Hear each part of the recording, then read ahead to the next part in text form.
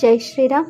అందరికీ నమస్కారం. భగవద్గీత మొదటి అధ్యాయము అర్జున విషాద యోగము 12వ అనువాదము.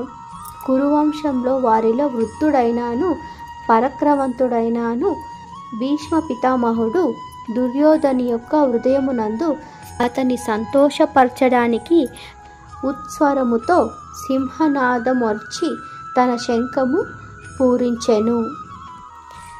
భీష్మ పితామహుడు తన మనవడి హృదయంలో ఉన్న భయాన్ని అర్థం చేసుకున్నాడు మరియు సహజంగా అతని మీద ఉన్న వాత్సల్యంతో అతన్ని సంతోషపరచడానికి పెద్ద శబ్దంతో తన శంఖాన్ని పూరించాడు. సాక్షాత్తు శ్రీకృష్ణ పరమాత్మే అవతల పక్షంలో ఉండుటచే దుర్యోధనుడి విజయానికి ఏమాత్రం అవకాశం లేదని తెలిసినా తన ధర్మాన్ని నిర్వర్తిస్తానని మనవడికి తెలియజేశాడు. అప్పటికి యుద్ధ నియమాల ప్రకారం ఇది యుద్ధ ప్రారంభానికి సంకేతం. జై శ్రీరామ్.